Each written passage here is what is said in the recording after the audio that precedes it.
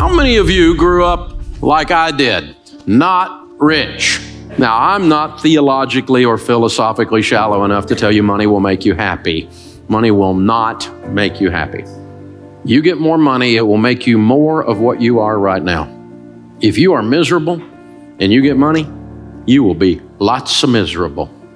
If you're a jerk and you get money, big jerk. And it'll mess with your family too. So money is not going to solve your problems, it's going to make them bigger. It's also going to make your opportunities bigger. If you're a generous person, your generosity will go into overdrive. You'll be outrageously generous. And you get a lot of money, we'll call you a philanthropist. Cool word that means you give a lot of it away and you have a blast doing it. You found the most fun you'll ever have with money is when you find that. So we live in a cause and effect world. What you plant, you will harvest. You will reap what you sow, right? So if you plant stupid, you will get a crop of desperate. I've done it. And if you plant corn, don't be looking for beans to come up. Don't be shocked by, because what you put into your life is what you're going to get out. So we found that there's 5 things that if you do these 5 things with money, over a period of time, like 10 or 15 years, you will build a level of wealth 100% of the time. And now I said a level of wealth. I don't know what level because I can't predict car wrecks and cancer. I can't predict tragedy. And I don't know what your income will be.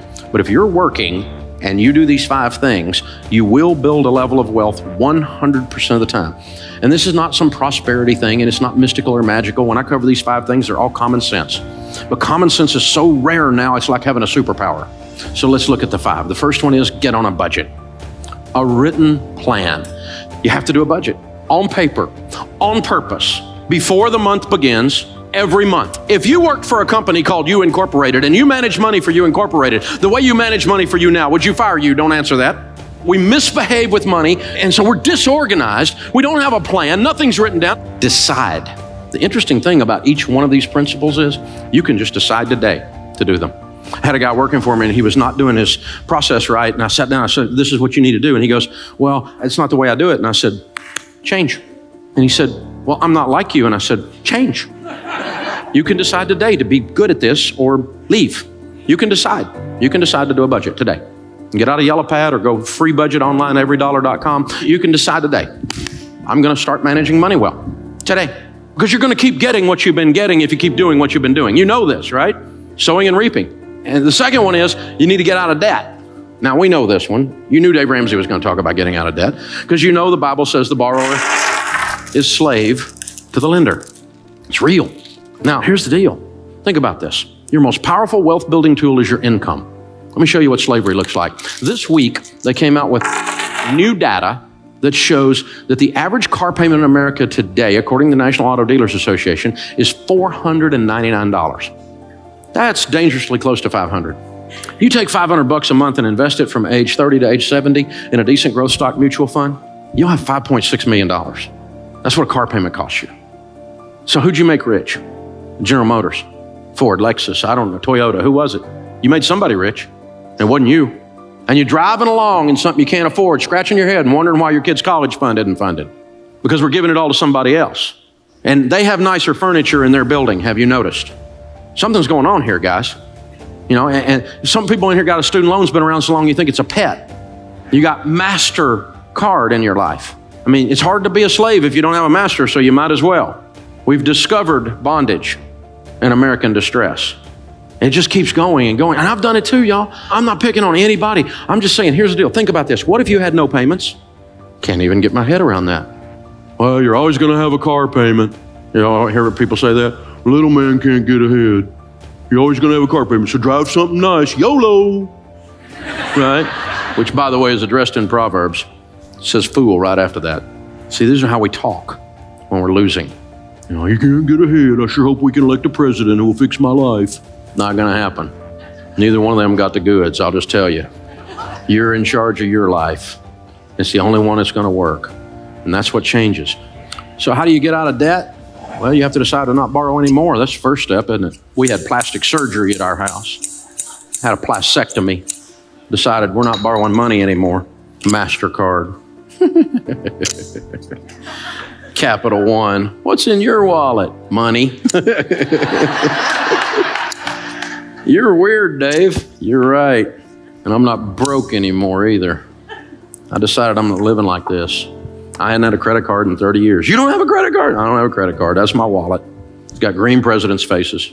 And it's got 4 pieces of plastic in here, 2 debit cards, one on my business, one on my personal account, which will do everything your stupid credit card will do. I travel more than any 2 you put together. Shut up. It works, okay? Dave, you're not getting airline miles. Yeah, I've met a lot of millionaires, and none of them said, Dave, I made it all on my airline miles. I hadn't heard that one, so I got my driver's license and my handgun carry permit. The third thing, once you're out of debt, then you need to be careful to foster high-quality relationships. What's that got to do with money? Everything. There's a huge correlation for those that build wealth and who they hang around with, because you become who you hang around with. Have you noticed that? You don't let your kids hang around with little juvenile delinquents, right? If little Johnny down the street's a weed head, you don't let your kid run with little Johnny because you know you're going to have a weed head in your house, right? We know this. So they come home with that mouth on them, and you're going, where'd you learn that? I'll get you knocked in the next week in this house. Where'd you think you could get away with that? I'll take you out and make another one look just like you. It's because they're hanging out with little Johnny, right? You know what happens. We're the same way, y'all. We're the same way. You talk like the people you hang around with. You read the books they talk about. If you don't read and all your friends watch The Bachelor, well, here's a clue, okay? Here's what's going on. If this is all you know about is reality TV that's not a reality, probably we need to change our diet, Read a book. And so Charlie Tremendous Jones said 5 years from today, you'll be the same person you are today, except for the books you read and the people you meet. Don't be deceived. Evil company corrupts good habits. And do you know this? The studies have shown that over a 10-year period of time, that your income will become within 10 to 20% of the average of your 10 closest friends' income. Because you have the same habits they've got. You have the same diet into yourself that they've got. You'll have it. You can't stop yourself from doing it. You will become who you hang around with.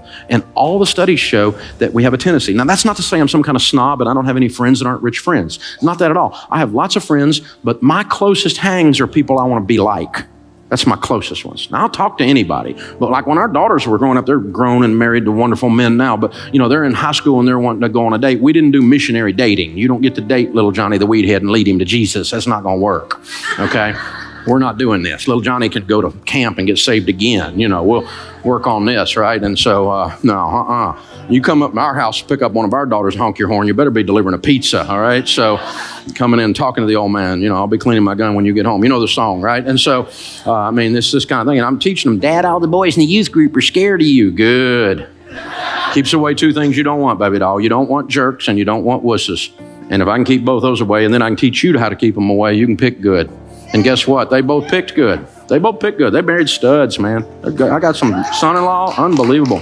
Man, my sons-in-law are awesome. And it wasn't an accident. You see what I'm saying, y'all? You need to make these choices very, very carefully. The 4th thing is you need to save and invest. In the house of the wise are stores of choice food and oil. Wise people save money. That's what this means. And so it was used in the marketplace, like we use green presidents' faces, as a medium of exchange. If you had a carafe of oil, you were ready to do business. It was a sign of wealth. There were 2 classes of people, poor people and rich people. Most of the people were poor people. This is the Mediterranean. We're talking they ate hummus and olives, no meat. A little bit of bread, maybe a fish if they got some meat, but that was it. Rich people ate what we eat every day. Spices, good meat, Charleston food scene. You know what I'm saying, right? Cooking it up right. That's fine food. Stores of choice food and oil. Choice food and oil are symbols of wealth. So let's read that again. In the house of the wise are stores of money. By the way, the rest of that one says, and a foolish man devours all he has. If you spend everything you make, the Bible just called you a fool again. I've been a fool. Call me a fool too. And I decided to change. Wise people save money. Why? Well, start with, we save for an emergency, right? Grandma said it. She said, save for a rainy day. It's going to rain. You're going to have a car wreck. You're going to lose your job. Something's going to happen. You're going to need some money. Dave, you need to be positive. I'm positive. It's going to rain. Something's going to come up. This one I don't understand. Unexpected pregnancy. Say what? Okay. But people come up with all kinds of things that are emergencies, right? Something's going to happen. And then you need to save and invest so you retire with dignity. I'm going to spend everything I make and hope the government, which is well known for its ability to handle money, will take care of me. Dumb idea. I'm not even sure some of them have opposable thumbs up there. You know what I'm saying? It's just ridiculous. And we're counting on them in some whacked out kind of way to come be. They're not coming. There is no white horse. There is no Calvary. You're it, okay? You are in charge of your destiny. And that's great news. And so, all worried about the election, and I'm not worried about the election because I made money under both parties. Turns out it wasn't up to them in either case. I've lost money under both parties. None of them sent me a check. They all just want money. They're extracting like a tick, extracting blood all the time. That's all they do. This is the deal.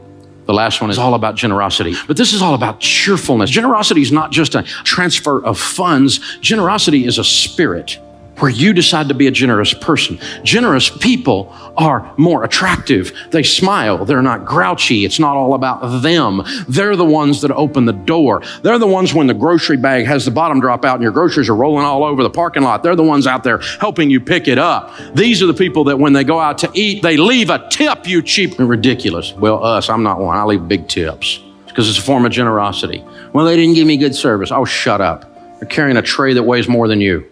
Figure it out. They parked your car in the rain and in the heat. Shut up. Give them some money. They park your $130,000 car and you give them $3. What are you, a nut? That's Ferris Bueller parking the car there. You take care of that, man. I give them a $20 bill. My car's still sitting there when I come out. It's amazing. Besides that guy's working his way through college or something right then. If he says better than I deserve, that's his code for I'm getting out of debt. If they say that, you got to give them a double tip. So I give them 40. My wife's like, I'm going to park your car. No, you're not. You're not working your way out of college. You've already put up with me for 30 years, so it's all right.